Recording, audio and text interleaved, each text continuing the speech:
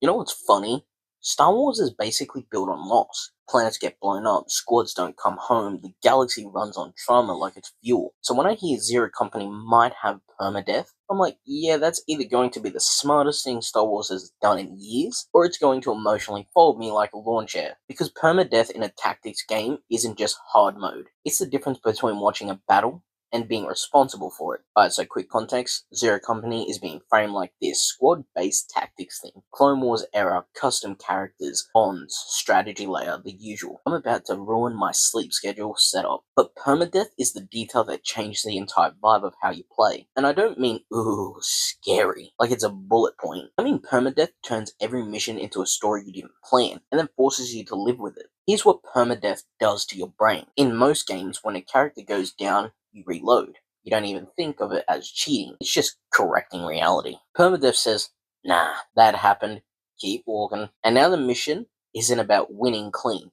It's about getting out alive. You start doing things you never do in normal runs. You stop taking cool risks. You start loving smoke grenades like they're your soulmate. You start retreating and feeling zero shame about it. You see a 78% hit chance and still go, yeah, that's basically a coin flip. And the wild part, that's exactly how Star Wars battles should feel. Because Star Wars has always been messy. Most games make you feel like the chosen hero. Permadeath makes you feel like a commander who's one bad decision away from writing a letter to someone's family. And Clone Wars especially, perfect setting for it. That era is full of squads getting deployed into absolute nonsense situations like, hey, congrats, you're going behind enemy lines. Also, the intel is outdated. Also, there's twice as many droids as we thought. Also, good luck. Permadeath makes those missions land even harder, because you can't just erase the consequences. Now, here's the thing people aren't talking about enough. If the game has some kind of bod/squad relationship system, permadeath becomes borderline evil. Because now you're not losing Unit 4, you're losing the guy your squad leader has been riding with for 12 missions. And what happens after that? Does the surviving character get a debuff? Do they lose confidence? Do they get angry?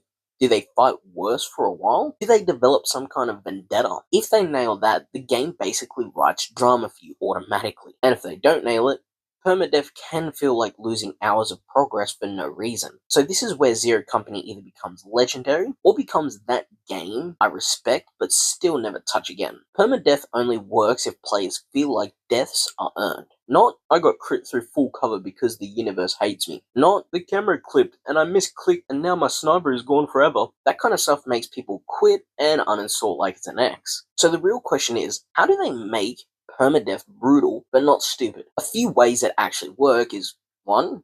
Give players escape tools. Let me evac, let me pull out, let me retreat. If you don't give players an exit, every mission becomes a coin toss, and that's not tension, that's just annoying. 2nd, make the danger readable. If I'm about to get obliterated, I should see it coming. Clear enemy ranges, clear flanks, clear consequences. And 3, keep the roster flowing. If a character dies and you're just permanently down one squad member with no replacements, that's not drama, that's a slow death spiral. If they build the game around recruiting and rebuilding, permadeath becomes the loop instead of the punishment. Now, Star Wars has one big problem with permadeath: canon. Because Star Wars loves its important characters, and permadeath doesn't care how important someone feels, it just deletes them. So I'm really curious on how they handle that. There are basically 3 ways.